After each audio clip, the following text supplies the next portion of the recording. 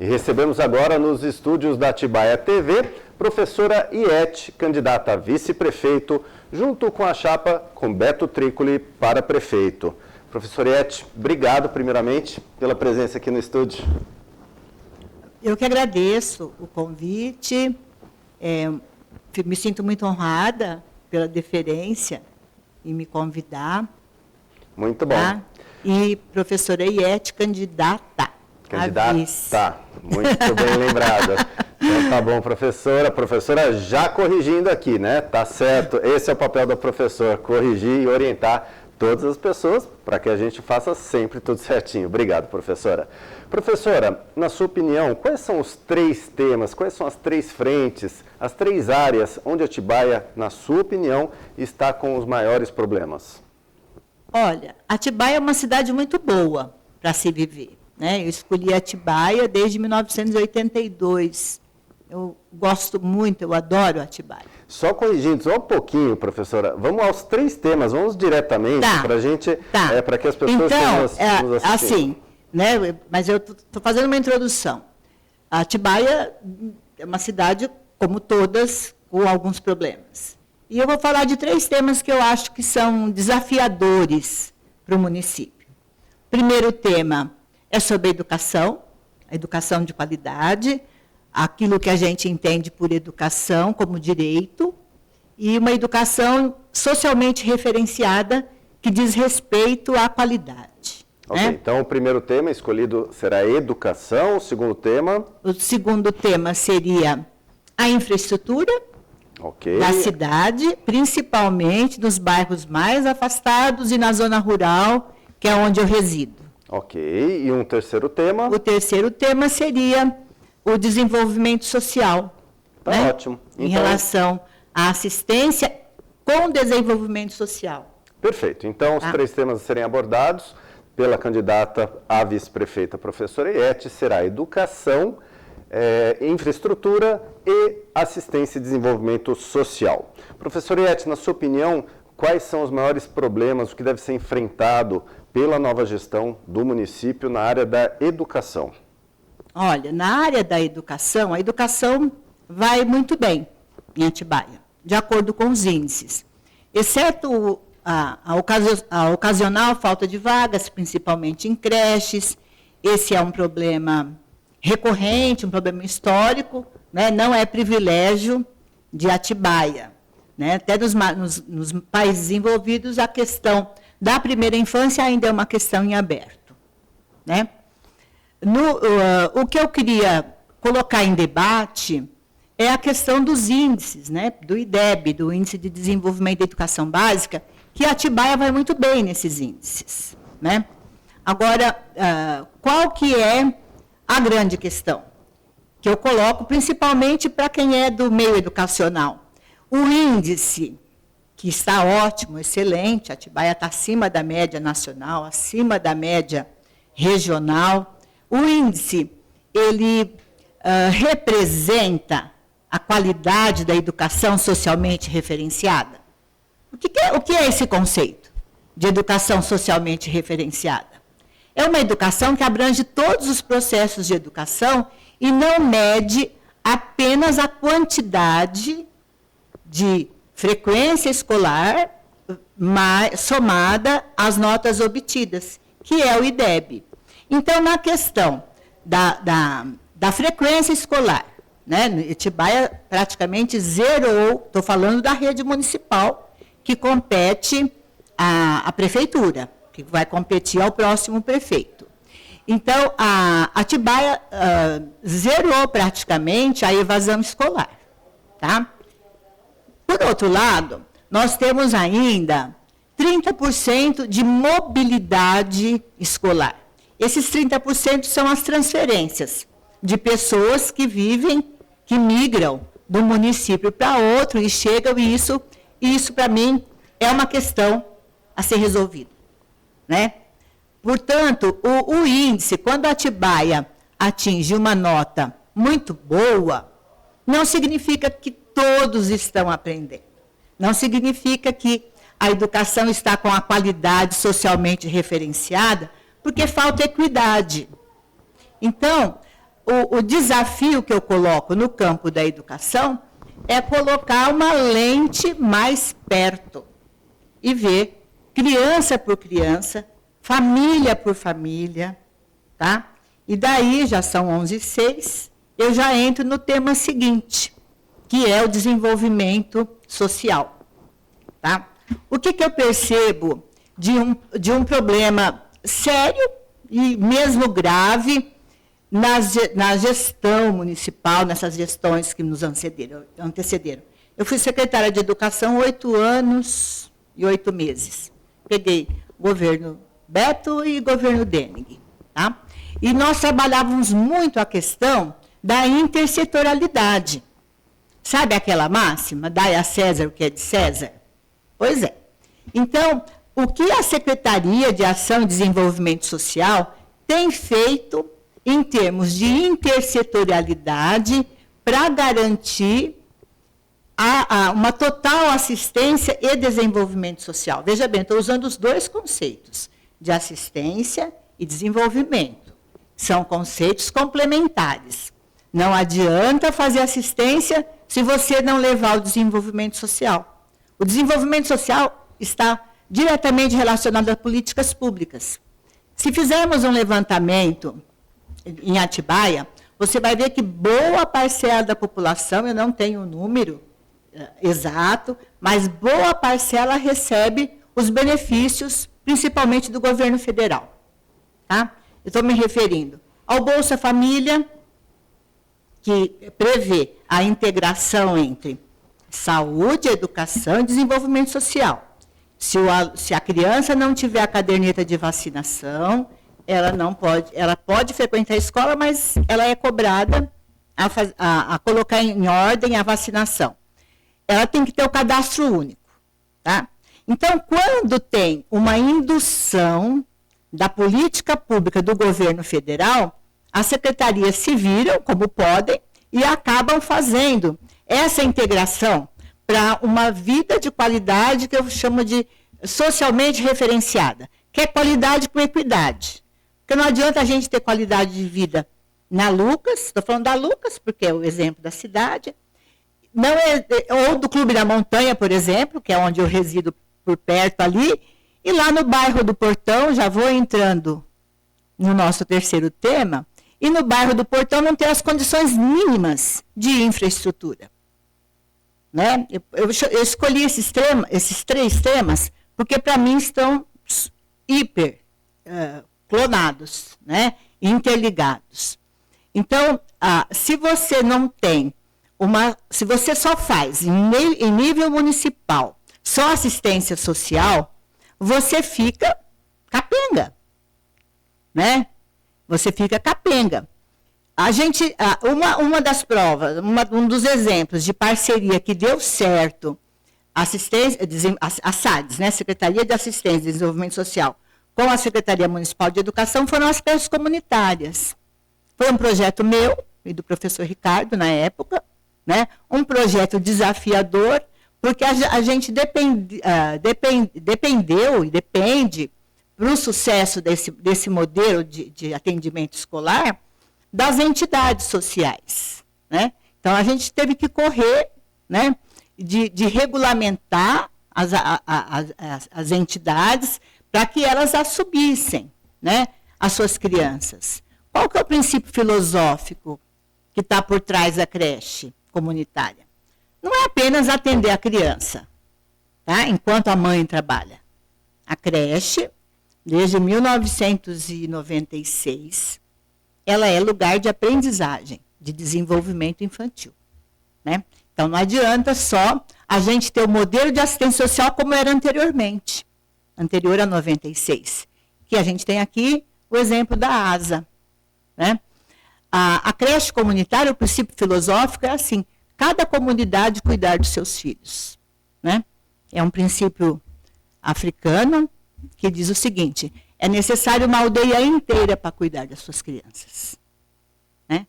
Então, é assim, envolver a sociedade como um todo, a sociedade civil organizada, dentro de um processo participativo de educação da primeira infância. Né? é de 0 a 3 anos. Esse é o princípio filosófico. Bonito, né? Agora, colocar em prática é que foram elas, é que foi a questão, né? Colocar as entidades, regulamentar as entidades, CNPJ, para poder encaminhar o recurso público, que é diferente de uma prestação de contas da assistência social. A educação, ela é muito rubricada, né? A minha geração lutou a vida inteira para ter financiamento educacional. Teve o Fundef no governo Fernando Henrique, no governo Lula teve o Fundeb, em 2008. Uma coisa que eu quero falar, brigamos muito com o Lula, porque na visão deles, seriam excluídos as crianças de 0 a 3. Eu participei do movimento, na época, chamado Fralda Molhada, e a gente ia em caravanas em Brasília defender que as crianças de 0 a 3 pudessem estar incluídas no fundo, e conseguimos isso. Uma vez incluídas no fundo, a gente tem financiamento para as creches também, de 0 a 3 anos, né? A educação básica vai de 0, são os 3 níveis e as 2 modalidades, né? Que é a educação infantil, o ensino fundamental, o ensino médio, educação de jovens e adultos e educação especial, que nós conseguimos incluir educação especial na perspectiva inclusiva, que rompe com aquele modelo de confinamento das pessoas com alguma deficiência e inclui ela realmente nas classes regulares, que é um outro nó, né? A ser discutido, amplamente debatido aqui no município, né? No governo anterior do Beto, nós conseguimos a formação do CAAD, né? Que é o Centro de Assistência e Desenvolvimento da Educação Especial. Precisa renovar. Precisa arejar, né, as ideias. Porque a educação especial, eu estou misturando os temas porque, para mim, eu foco a pessoa. A pessoa é uma só. A pessoa é o que ela é. E a gente tem que incluir e dar qualidade de vida para essa pessoa, né? Então, essa questão do CAAD, ela precisa ser renovada, remodelada, repensada, com ações que efetivamente incluam as crianças e os jovens, né? A rede municipal, ela tem um bom atendimento. Quando o menino ou a menina passa para o ensino fundamental 2, que é cargo do Estado, aí a criança já passa praticamente a ser desassistida e aí entra uma questão muito séria, né? Que é a judicialização da educação. Eu não quero entrar muito nesse mérito, porque para uma mãe, um pai, uma família conseguir que o seu filho com deficiência seja atendido, tem que ir no promotor público, aquela briga, e eu fico muito, e isso me dá uma angústia grande, porque a criança está crescendo, né? Então, se você demorar 6 meses para um atendimento especializado, ou 1 ano, às vezes demora 1 ano, essa criança, ela tinha 4, agora ela tem 5. Ela se desenvolveu ou não? Quem acompanhou? Então, são esses nós, né? E isso dá muito debate, e além do debate tem que dar ações, né? E ações concretas, que é a função mesmo de uma prefeitura, de uma Secretaria Municipal de Educação. E outra coisa, né, que eu penso assim, os educadores têm que estar muito preparados. E não é apenas fazer curso. Eu não gosto muito da ideia de vários cursos desconectados da prática. A própria USP, né, a Universidade de São Paulo, que é da onde eu venho, onde eu trabalho como pesquisadora, a própria USP já reconhece os mestrados profissionalizantes, né, que é, assim, não é puramente acadêmico, né, que está muito voltado para um atendimento da comunidade e da prática social, né, uma praxis, né, que é aliar a teoria com a prática. Então, em termos de município, quando eu fui secretária, a gente implantou a formação continuada e em serviço, que é fundamental. Então, a professora ou o professor vai na FAAT, vai na faculdade, ou faz o curso e vem, depois coloca na prática, e principalmente faz o registro.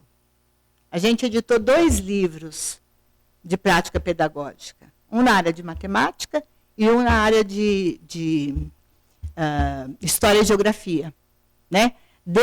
De produção de conhecimento, que é um outro grande problema, né? Já vou falar da questão da tecnologia na educação. A educação sempre foi altamente tecnológica. Lá na pré-história, o homem ou a mulher pegar uma pedra e registrar, né? O Egito, fazer um hieróglifo, a invenção do lápis, depois a invenção da imprensa, tudo isso é tecnologia. Assim, Iete, mas aí tem uma corrente teórica aí que divide entre alta tecnologia e baixa tecnologia. Para mim é anacronismo. Eu não posso falar de baixa tecnologia da Idade Média, por exemplo, né, onde a educação ela se dava apenas nos conventos. Né? Seria anacrônico, né, fora do tempo, eu falar da baixa circulação de livros, em determinado momento, vou pegar o Império Romano, por exemplo. Como se não tinha imprensa? Se a imprensa veio mais adiante. E assim, a tecnologia hoje, que a gente chama de tecnologia avançada, ela é avançada, mas é fruto do nosso tempo, do desenvolvimento da humanidade. Né? Então, não adianta você só dar o tablet ou o notebook. Né? Nós inovamos na prefeitura, a gente distribuiu um notebook por professor e por diretor de escola. Na época, teve diretor que levou 3 meses para ir buscar o seu. De medo daquilo. Ai, mas isso vai virar patrimônio, não sei o quê. Eu falei, como que vai virar patrimônio? Claro que é da prefeitura. Isso aqui você vai usar, mas é uma ferramenta de trabalho. Você não aceita o caderno, não aceita o livro, você vai ter que aceitar o notebook, a criança vai ter que aceitar o tablet. O problema é que quanto mais avança a tecnologia, mais avança a necessidade de novos conhecimentos. E principalmente de produção de conhecimento, Cacá. Principalmente de produção de conhecimento e conhecimento inovador. Porque senão nós vamos ficar como meros consumidores, né, de conhecimento, ou bom ou ruim, e muitas vezes péssimo, né, que a gente vê as mentiras, o pessoal chama de fake news, mas vamos colocar na nossa língua portuguesa, são mentiras escabrosas. A pessoa pensa uma besteira, vai lá, escreve, o outro vai, consome aquilo, ele não tem o filtro, por quê? Porque ele não atingiu o conhecimento necessário para filtrar. Vou só dar uma coisa que eu fiquei pensando, né? Ah, mas isso é censura. Não é censura. Isso é um filtro que passa pelas nossas competências de conhecimento, né? De conhecimento epistemológico e de habilidades socioemocionais também. Né? Eu me recuso, por exemplo, a ler determinadas coisas. Faz mal para mim emocionalmente. Né? Em termos de conhecimento, eu vou fazer 70 anos. Então, eu já aprendi, eu leio muito, né? Eu gosto de estudar. Então, eu sei filtrar, né? Basicamente. Então, a censura era na minha, quando eu tinha 12, 13 anos, que eu ia para uma biblioteca, estava lá a dona Dina, saudosa, na minha cidade de origem, que é Sertãozinho, que era a bibliotecária, e ela separava de acordo com a idade. Ó, Iete, esse daqui você ainda não tem idade para ler. Aquilo me dava uma curiosidade, me dava assim, uma vontade de saber o que tinha. Quando eu fui autorizada a ler Jorge Amado, e assim, tem toda aquela parte de erotização, né, romantização das relações nos livros do Jorge Amado, eu não queria ler aquilo, eu queria saber quem que era o Cavaleiro da Esperança, que sumiu das estantes, né, que era o livro dos Subterrâneos, a trilogia dos Subterrâneos da Liberdade. Então, é essa questão que a gente tem que ver aqui no município. Quem é que está produzindo conhecimento na rede municipal de educação? Os professores estão tendo as condições necessárias, eu estou falando de salário e tempo, para produzir o seu conhecimento? Ou ele está sendo cerceado com a suposta alta tecnologia que está terceirizada? Não estou falando só do software, não. Mas então, porque a sociedade está assim, né? Ou você é contra ou você é a favor. As pessoas não conseguem ver aquilo que nós, historiadores, chamamos de interregno, né? Que são os intervalos, os pontos de transição dos diferentes processos humanos, né? Não sou contra, pode usar o seu software. Mas você está produzindo conhecimento ou você está reproduzindo um conhecimento que o outro achou, primeiro, que dava lucro. Porque ninguém monta uma empresa, seja lá do que for, se não for para dar lucro.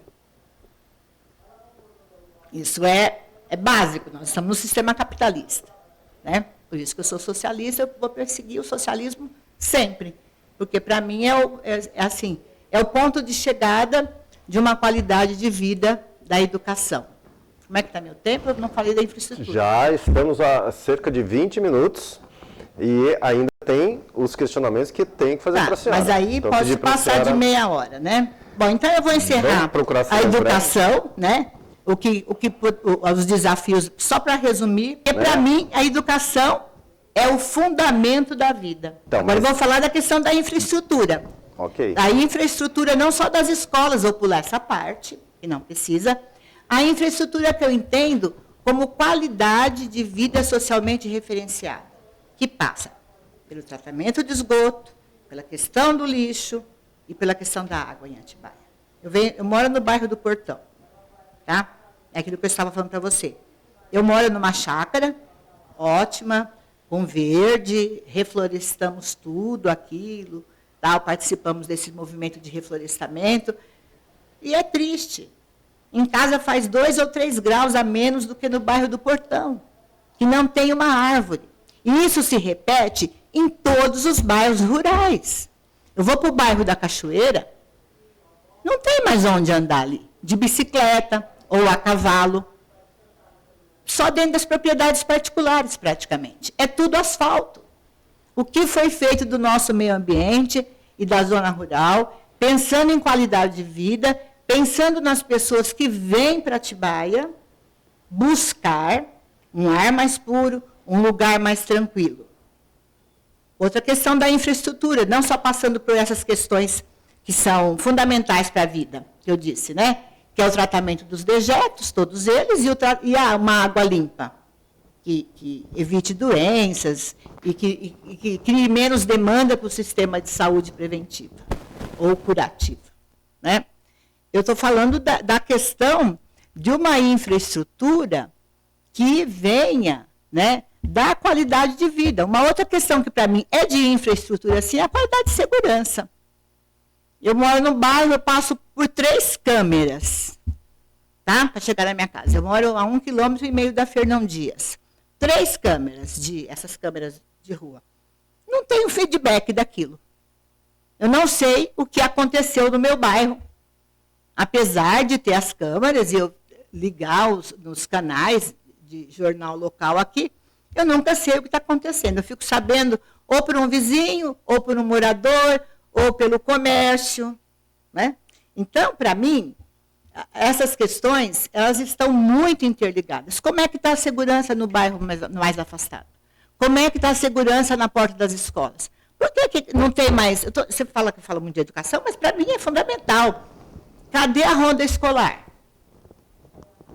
Eu vou aproveitar, candidata, eu vou aproveitar para intervir, como a gente tem feito o mesmo formato com todos os candidatos, né, onde o candidato escolhe 3 temas e depois nós propomos 3 temas para os candidatos que estão aqui presentes. Eu queria aproveitar, professora, e já fazer uma primeira intervenção de um primeiro questionamento, que é com relação à segurança, tema que a senhora está abordando, tá? Mas eu gostaria principalmente que a senhora focasse na questão que é um assunto que a gente fala praticamente diário aqui nas edições do Jornal Dia a Dia, que é a questão da segurança contra a mulher. Né? A mulher que está extremamente exposta nos dias de hoje, parece que estamos vivendo ainda na pré-história, né? Onde ela tem que ser subserviente ao homem, sendo que ela tem cuidar do filho, cuidar da casa, cuidar da sua própria vida, né? E tudo isso muitas vezes de maneira avulsa, sozinha. Então, eu gostaria que a senhora, enquanto candidata a vice-prefeita, o que a coligação da senhora, que a senhora faz parte, pretende oferecer para as mulheres do município? Muito bom você ter perguntado, porque isso ia me escapar. Apesar de ser um problema que eu vivencio, te vivencio, eu cuido de uma neta, né, que, por motivos que não vêm ao caso, está sob meus cuidados, e eu tenho que me virar em 30, em 40, até brinco com a minha netinha, com a Esther. Esther, você está vendo duas vovós aqui? Não, estou vendo só uma. Falei, então, uma coisa de cada vez. Né? Então, nessa questão da segurança da mulher, né, não vou entrar no mérito da sobrecarga, de nós termos 3 turnos. Eu estou com 3 turnos, e o quarto é a campanha. Tá? Então, não vou entrar nesse mérito. Vou falar da questão da violência doméstica, que cresceu em termos exponenciais no último fatídico governo fascista que nós tivemos, que desconsidera a mulher como ser humano, que desconsidera a nossa responsabilidade como mães, né? Como nós que geramos a vida, nós somos as nutrizes da vida, né? E aí o homem ainda se acha no direito de subjugar as mulheres. Eu participo de vários coletivos feministas, né? Eu sou feminista desde os anos 70, né? Participava do movimento já pró-creche, enfim, lá nos anos 70, e a violência, ela só fez aumentar. Nós tivemos um breve período, Cacá, de delegacias de mulher, de conselho da mulher, né? Então, o governo municipal precisa retomar a política de mulher da cidade. Eu não tenho notícia de que, nos últimos 12 anos, se batalhou por uma delegacia de mulher. Eu fui vítima de agressão. Eu só não fui maltratada na delegacia porque eu sou uma pessoa pública, uma pessoa conhecida. Né? Não fui vítima de agressão física mesmo. Né? E, enfim, e não me senti acolhida. É burocrático. Você vai lá, faz o BO, se tiver grave vai para exame de corpo e delito, se não tiver. Quando não, você encontra um homem que fica tirando sarro da sua cara. A questão do estupro. Está certo que agora é mais notificado. Mas ainda não é notificado nem um quinto, eu penso, do que deveria ser. Porque o estupro contra a mulher e até contra as meninas, meninos também, né, principalmente os meninos com homossexuais ou transexuais, enfim, não vamos debater, não sei se você vai colocar esse tema, mas enfim, o estupro ele ainda é muito pouco notificado, porque é uma agressão violentíssima e as pessoas têm vergonha. E quando a gente vê na mídia, em determinados canais, é assim, mas ela provocou, a roupa que ela estava, o que ela estava fazendo nesse horário, quem mandou ir para a balada, quem mandou ir na balada e beber, enfim, a prefeitura precisa, o próximo governo municipal precisa instalar uma delegacia de mulher, instalar um atendimento de acolhimento nos bairros. Eu moro num bairro rural, a questão de segurança lá é cruel, porque existem muitas raves ainda, a gente escuta o som, a distância, e a gente não sabe o que acontece nessas chácaras por aí. Né? Então, precisa uma polícia, uma guarda municipal feminina, e precisa da delegacia da mulher. Isso, se a gente for eleito, a gente vai batalhar, e um fortalecimento do Conselho da Mulher também, que é uma política que nós iniciamos com debates, com a Semana da Mulher, com a Conferência Municipal da Mulher, e, infelizmente, os últimos governos não levaram em frente, porque não é preocupação. Né? Quando um governo não toma uma iniciativa dessa, ele demonstra qual é a preocupação dele. Né? Não é conosco, não é com nós mulheres. E aproveitando, então, que a senhora está falando dessa questão da violência, principalmente contra a mulher, eu gostaria de abranger um pouquinho mais e falar de minorias. gostaria de falar do público da terceira idade, do público LGBTQ+, enfim, desses públicos que hoje fazem e sempre fizeram parte da sociedade, deveriam ser tratados da mesma maneira, com todo o respeito que todos merecemos, independente de cor, de raça, de credo, enfim, de todas essas situações. Gostaria que a senhora falasse com relação a essas políticas públicas municipais, com relação aos idosos, com relação a esses públicos também que hoje são tratados à margem da sociedade. Pois é, eu vou fazer a seguinte abordagem nessa questão. Nós vivemos num sistema capitalista. E o capitalismo, ele cria as categorias. Criou a categoria de idoso, na qual eu me incluo, mas eu prefiro ser chamada de velha. Eu sou uma pessoa velha. E não há o mínimo respeito por a categoria velho, ou idoso, ou terceira idade, ou melhor idade, seja lá o conceito que for utilizado, se ele não estiver inserido dentro da sociedade de consumo. Então, nós velhos somos visados de acordo com o nosso rendimento, de acordo com as nossas aposentadorias. Como 99,9% dos aposentados ganham um salário mínimo ou até 2 salários mínimos, muitos são atendidos apenas pelo BPC, que é aquele benefício continuado, que atende o idoso e as pessoas com deficiência.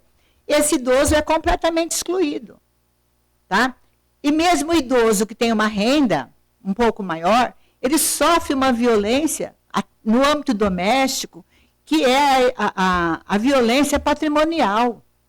Muitos adultos e jovens se beneficiam dessa renda do idoso, que é uma renda muitas vezes insuficiente para ele ter uma qualidade de vida. Né? Então, essa questão do idoso e dos velhos, né, é uma questão que a gente tem que olhar com uma lente, uma objetiva, o mais perto possível. Porque é uma questão que perpassa todas as classes sociais. Desde aquele idoso, velho, que não tem assistência nenhuma, desde aquele que tem uma pequena assistência, que vai de de 1 salário mínimo a 2, 3 salários mínimos, até os que têm aposentadorias melhores. Ah, mas o fulano é juiz, ele se aposentou bem. Vê lá se a família dele, como é que está. Se ele tem um filho que é adicto, ou uma filha, se ele cuida dos netos, qual a responsabilidade? Isso tem que ser olhado pelo Poder Público Municipal. E isso a gente só vai conseguir com participação, né? Uma reativação dos conselhos. O Conselho do Idoso foi eleito recentemente, acho que o ano passado, e fica promovendo desfile, Miss não sei o quê, Miss Terceira Idade, Mister Terceira Idade. Nada contra, viu? Acho fantástico que os velhos ou idosos vão dançar, vão para os bailes, vão curtir a vida. Pode por mim, né? Eu sou uma velha hippie, né? Sou lá dos anos 70. Então pode curtir a vida doidado, né? Mas vamos olhar mais de perto a condição social, a condição de saúde. Eu tenho uma mãe, ela não gosta de ser chamada de velha. Ela gosta de ser chamada de idosa, dona Nair. Ela vai fazer 98 anos. Então, nós sabemos quanto custa. Minha mãe, ela é pensionista do Estado de São Paulo, meu pai era funcionário público, e a gente tem que ajudar a complementar, minha família complementa. Um cuidador custa 5.100 por mês. Estou falando dos dados aqui, tá? Fora alimentação, assistência médica, etc, etc, etc. Quem está olhando para isso? Fica só a família. O poder público não tem uma política pública de atendimento socialmente referenciado, porque a gente tem que ver as diversas camadas entre os idosos, específico para esse público. É como eu disse, fica tudo a melhor idade. Melhor idade para quem, caramba? Eu estou aqui de pé, já vai fazer 40 minutos, começa a me doer meu tornozelo. Eu sou uma velha, né? Então, o poder público precisa, urgente, o poder público municipal. Ter uma política municipal para idoso. Precisa ter uma política municipal para o público LGBTQIA+. Nós temos uma candidata a vereadora, uma mulher excepcional, uma mulher trans, e eu peço que vocês acompanhem nas redes sociais, a Scalabrini. Ela é funcionária pública da área da saúde, é uma mulher excepcional, e está com toda a atenção voltada para essa questão. Nós temos que urgentemente, ficou público agora, recentemente, o suicídio daquele menino do Colégio Bandeirantes, lá em São Paulo. Ele foi inserido no Colégio Bandeirantes por uma ONG. Ou seja, aquela visão assistencialista. Vou dar oportunidade. Ele é gay e preto. Então, vamos colocar ele no Bandeirantes, que lá ele vai ter sucesso. Não, lá ele sofreu violência. Eu não gosto da palavra bullying. Bullying, ele é uma palavra que vem lá dos Estados Unidos, é um conceito que cabe na sociedade americana, cabe na nossa em parte. Na nossa sociedade, é violência, racismo, preconceito contra os pobres, principalmente, mas contra todas essas categorias que têm direito a uma vida em sociedade. Né? Eu queria só falar uma coisinha, eu sei que meu tempo está esgotando, eu queria só falar uma coisinha, que como que a sociedade e o poder público fechou os olhos para essa questão das minorias. E não são minorias. No caso de preto e pardo, somos a maioria. Né? E mulheres somos a maioria. Né? Então, não sou a primeira coisa. Vamos corrigir esse negócio aí que está errado. Não somos minoria, nós somos uma maioria. 60% dos lares são comandados por mulheres. Eu observo muito. Eu sou historiadora, tenho um pé na antropologia e eu gosto de olhar a rua. Né? E aí eu saio, fico olhando ali, na rodoviária, por aí, eu vejo na fila do ônibus, maioria mulher, trabalhadora. Você vai no mercado, quem está fazendo compra, maioria mulher.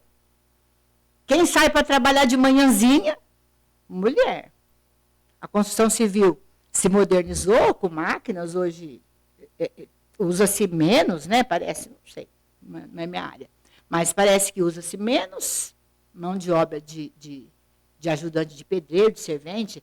Antigamente o pessoal mexia massa, né? Com as pás, agora já nas obras eu vejo aquelas betoneirinhas, quer dizer. Então tem uma tecnologia ali que aliviou a mão de obra pesada, que exigia a força bruta dos homens.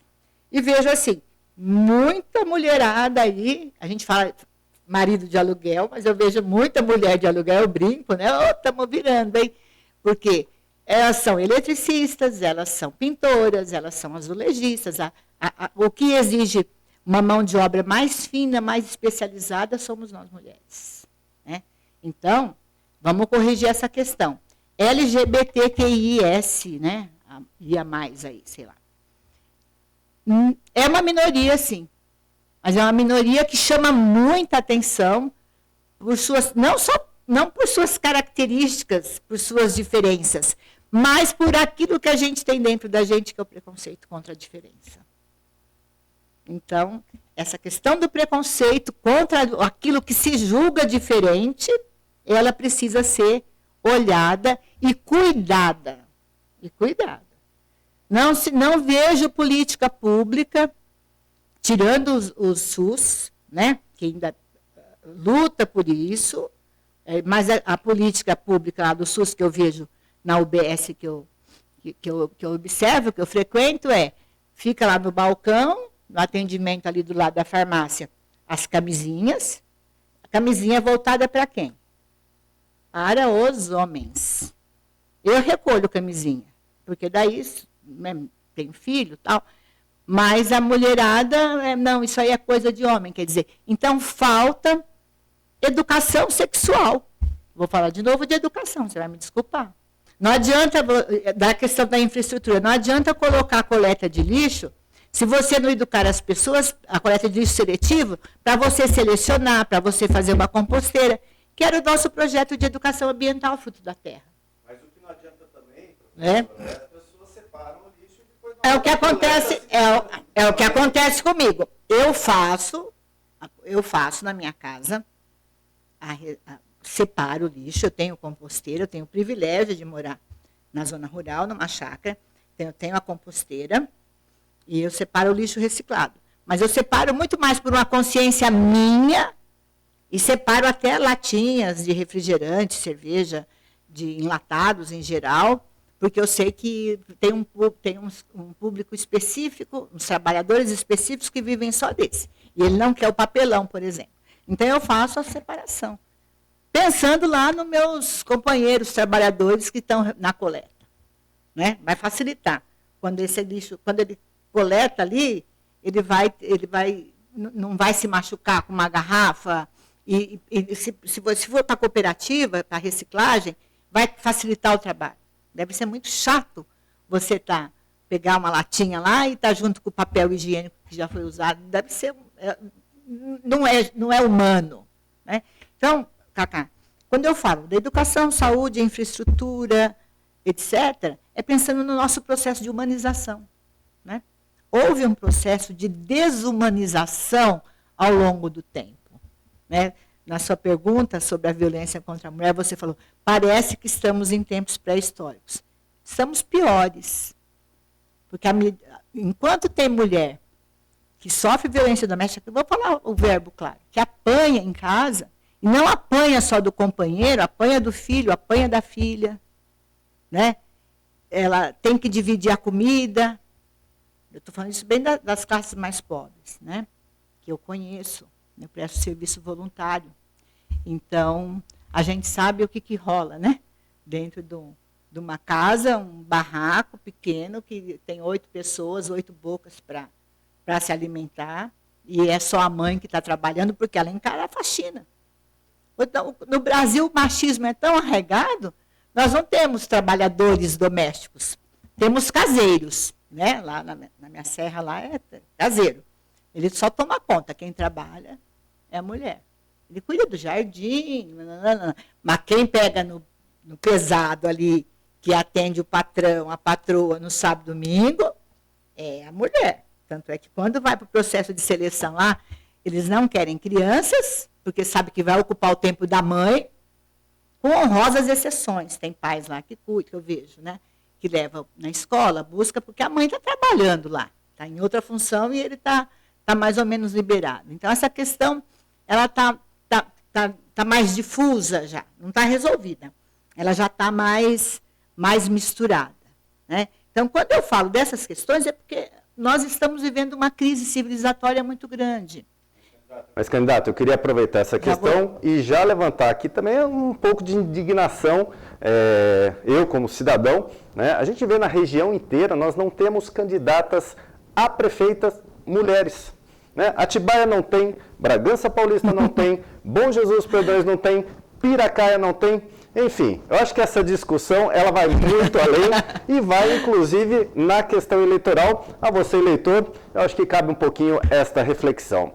Professora, uma última pergunta, a gente já está com o tempo bastante avançado. Eu queria colocar, desculpa, por fim... o ar professoral.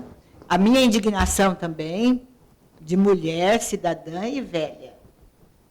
E mãe e avó. Tá ótimo. Então, professora, eu gostaria que a senhora colocasse, por fim, a questão do assunto moradia. Moradia pública, moradia popular. A gente sabe, mais uma vez, essas minorias, não quero também usar esse termo, porque a senhora tem razão, essas minorias, na verdade, são maiorias, né? A questão ao acesso, a questão moradia. A gente sabe quantas dessas mães, muitas vezes, são deixadas de lado pelos seus companheiros, com filhos, para fazer todo o trabalho de sustento e criação de maneira isolada, o quanto elas sofrem, muitas vezes, inclusive, por não ter onde morar. Aí fica difícil, né, professora? Não tem onde morar, tem filho para criar, tem que sustentar. Como que faz tudo isso? Gostaria que a senhora, enquanto candidata a vice-prefeito, quanto o grupo da senhora entende essa questão da moradia, também vamos levar aí para a questão desse público feminino. Olha, a política pública mais acertada que nós tivemos nos últimos anos em relação à moradia foi o Minha Casa Minha Vida, né? que começou lá no primeiro governo Lula e foi muito impulsionado no governo da presidenta Dilma. Eu tive o privilégio de trabalhar 2 anos na Secretaria de Educação, mas a presidenta tinha esse olhar intersetorial, que eu estou dizendo para você, né? Então, o Minha Casa Minha Vida, a escritura sai no nome da mulher. A ajuda, na época, era R$5.000 para a mulher equipar a sua casa e ter uma casa com dignidade, né? Então, esse é uma pontinha no iceberg. Minha Casa Minha Vida é uma pontinha que não cobre as necessidades. Tem que haver Minha Casa Minha Vida, ou com outro nome. O nome é o que menos importa, né? O nome importa muito para a campanha eleitoral. Importa pouco para o atendimento real da questão da moradia, né? Então, precisa ter uma política Minha Casa Minha Vida, municipal, e interligado, né, em parceria com o governo estadual e com o governo federal. Não é só questão. As pessoas moram no município, mas nós temos um país federativo, né? Então, é responsabilidade dos 3 poderes. Começa por aí. Ah, tá, mas a prefeitura não tem dinheiro para fazer casa, mas o terreno fica onde, eu te pergunto? Fica lá na União ou fica no Estado? São abstrações. O conceito, a hora que você fez essa pergunta, eu ri aqui por dentro, vou ter que falar da origem da propriedade, da família e do Estado. Um livro clássico do Marx, do Engels, que é o primeiro, né? Então, a partir do momento que surge a família, tal como a gente conhece, não apenas a família monogâmica, que aí é uma questão mais avançada, mas a partir do momento que surge a família, ela precisa de se estabelecer. E ela se estabelece aonde? No território. Lá na pré-história, né, era na caverna, né, tinha uma disputa ali pela melhor caverna, entre a questão do poder. Não vou dar aula de história aqui, que se alguém quiser pode me convidar, que eu gosto. Mas, assim, essa questão da moradia tem que ser enfrentada. A segurança da mulher, a questão da violência contra mulheres, crianças e população LGBTQIA+, e pessoas com deficiência, passa pela questão da moradia. Eu falo que sem a base material, o processo civilizatório não acontece, Cacá. Quando eu falo de base material, estou falando da casa, estou falando da base material da escola, que é um prédio, estou falando da base material da saúde, que é um posto de saúde, um hospital. Percebe? Então, essas coisas estão intimamente ligadas. Então, a primeira necessidade que vem até antes, né, assim, um pouco antes do processo de escolarização, que vem com a escola moderna, tal como nós conhecemos, é a questão da moradia, a questão de onde eu vou viver. E esse viver tem que ser um viver bem, um viver com qualidade, onde as pessoas possam cozinhar. Eu me lembro aqui na época das enchentes, Cacá, em 2011, que teve aquela tromba d'água fatídica e tal, e nós abrigamos as famílias que foram atingidas na escola, lá no bairro do Caetetuba, na escola, não na Terezinha, naquela escola do lado. Tá? E ali, quando a gente deu a condição, que eu fui na época, era secretária de Educação, falei, não, assim não dá, vamos separar por famílias. Ah, mas vai gastar com isso, depois vocês se reaproveitam. E a gente separou por nichos, né? Casinhas mesmo, para ter colchão, etc. No começo a cozinha foi comunitária.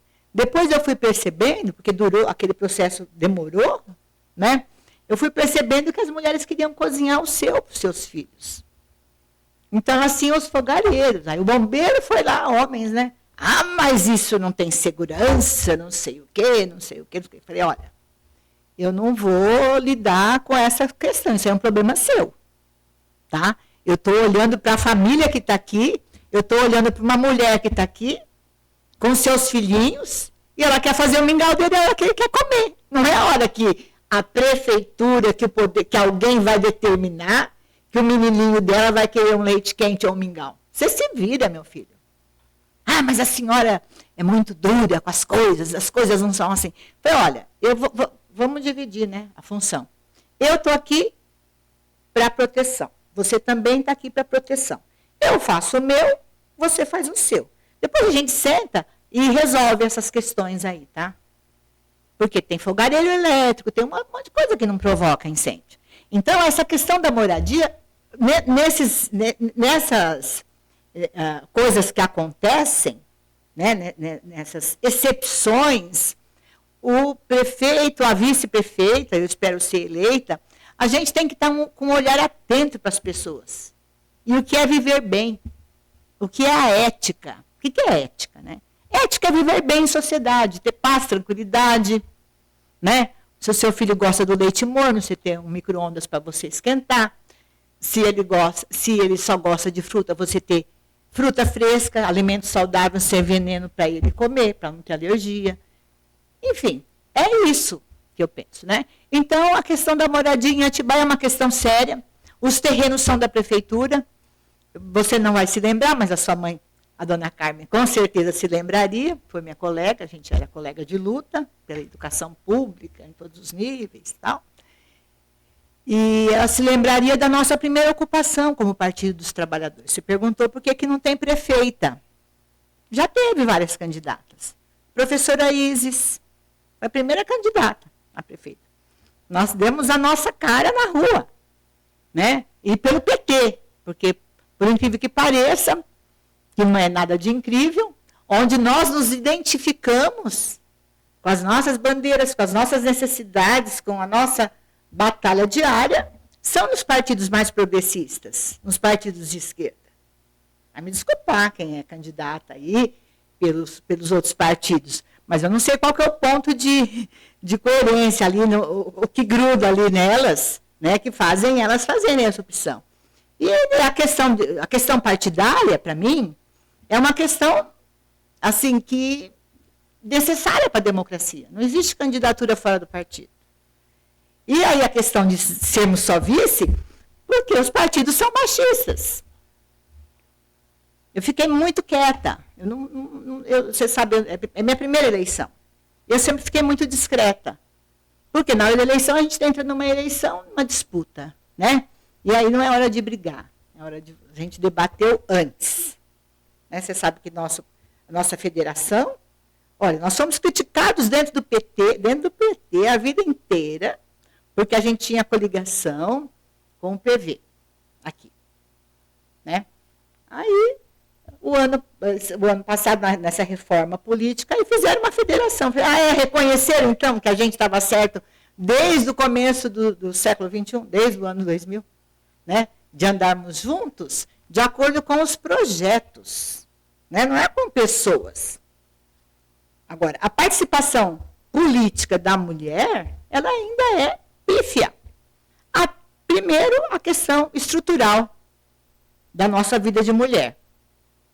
Tirando a Marta Suplicy, que é rica de nascença, que teve tempo e tal, né? Foi um mau exemplo, porque a gente teve a Luísa Erundina, que veio como prefeita, e veio nordestina, imigrante, mas solteira não tem filhos. Entendeu? Então, são essas questões. Primeiro que a gente não tem todo o tempo do mundo. Hoje, para sair de casa, foi um parto. Eu falo que é um parto. Eu tenho a minha neta, tenho a minha casa. Até eu poder me arrumar para sair, pegar carro, Fernão Dias, etc., eu acordei às 7 horas da manhã. Mas, candidata, aí, então, eu já fico imaginando como vice-prefeita a senhora teria que dar... Dou conta. Deixa eu te falar uma coisa. Quem me conhece, a maioria, grande parte das pessoas me conhece. Quem mora no bairro do Portão, quem estudou no Zilá Barreto Pacite, no Major, no Aguiar Peçanha. Eu fui supervisora de ensino de todas as escolas, principalmente das escolas rurais. Daí a minha preocupação com a questão da zona rural. Na questão da mulher, eu esqueci de falar da questão do lazer para a mulher, que nós não temos direito a lazer. Aquela máxima machista que esquenta a barriga no fogão e esfria no tanque, ela é real, é isso que realmente acontece, tá? No máximo nos permitem ficando ouvindo um radinho. Um rádio não, agora é o negócio lá do celular, uma caixinha. Né? Então, como vice-prefeito, eu dou muito conta. Eu dou conta da minha vida, eu sempre trabalhei muito.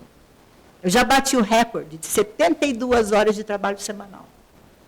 Eu era supervisora de ensino, dava aula na universidade, em São Paulo, e dava aula em cursinho em sábado e domingo.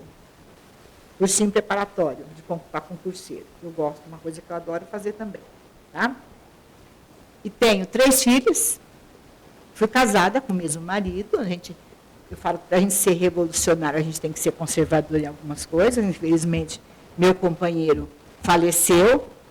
Ele não era dado a prendas domésticas. Né? Você conheceu o doutor José Carlos. Ele não, muito pelo contrário. Mas eu sempre contei com a ajuda de quem? De outras mulheres, Cacá. Ou de uma empregada e das minhas filhas. Eu tenho 2 filhas, mulheres brilhantes. Maria Rita, procuradora, na Advocacia Geral da União, que é mãe de 2 crianças, se vira nos 30, porque ela é chefe